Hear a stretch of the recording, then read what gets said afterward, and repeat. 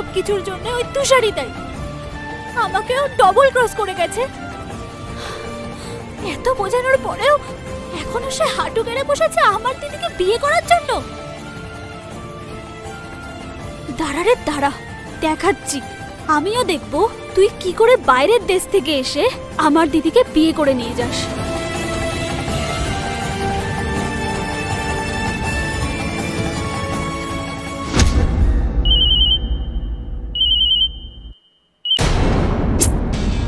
Hello. Hello. হ্যাঁ madam, বলুন। হঠাৎ আমার কথা কি করে মনে পড়ে গেল? তোমাকে এতবার বোঝানোর পরেও আমি কাউকে বিয়ে করতে পারবো না, আমি অন্য কাউকে ভালোবাসি, তারপরেও তুমি আমার সঙ্গে বিয়ে করবে বলছো? তুমি পৃথিবীতে অন্য কোনো মেয়ে পাওনি নাকি? নাকি সব মেয়ে মরে গেছে? কেন জেদ ধরে আছো আমাকে বিয়ে করার? আচ্ছা আমাকে একটা কথা বলো তো, আমাকে তোমার কোন অ্যাঙ্গেল দিয়ে ভালো লাগছে?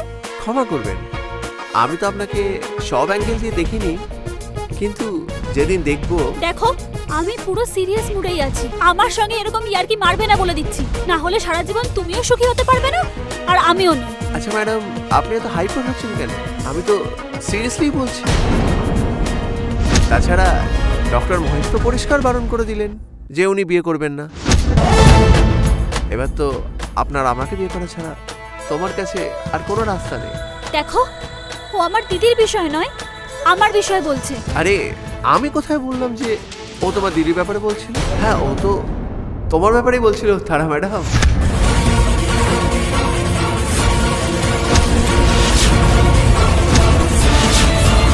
অ্যাকচুয়ালি ডক্টর মহেশের সঙ্গে দেখা করার আগে আমারও একটু একটু ডাউট ছিল, কিন্তু এবার সব ডাউট ক্লিয়ার হয়ে গেছে।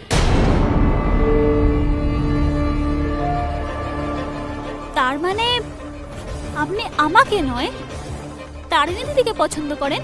হ্যাঁ, কিন্তু আমি নই, আমার দাদা আপনার দিদিকে পছন্দ করেছেন। দিদির সাথে তরুণ বাবুর বিয়ে হবে? অ্যাকচুয়ালি তরুণ হচ্ছে আমি। আপনার দিদির সাথে আমার দাদার বিয়ে হবে। হ্যাঁ, আমারও একটু মজা করতে ভালো লাগে। এত বড় মিথ্যে! You cheater! তোমার একটু লজ্জা নেই? এরকম মিথ্যে বলছো? এরকম ইয়ার্কি তো তোমার থেকেই শেখা তারা ম্যাডাম।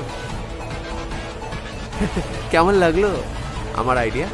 যদি তুমি সামনে থাকতে তাহলে দেখতে আমি তোমার পুরো মুখটাই বদলে দিতাম। এত রাত শরীরের পক্ষে ভালো নয় তারা ম্যাডাম। একটু লঙ্কা খাওয়াটা কম করো, না হলে বিপি পুরো হাই হয়ে যাবে। এনিওয়েজ সেসব কথা ছাড়ো, এবার দিদির বিয়ের জন্য অ্যারেঞ্জমেন্ট করো।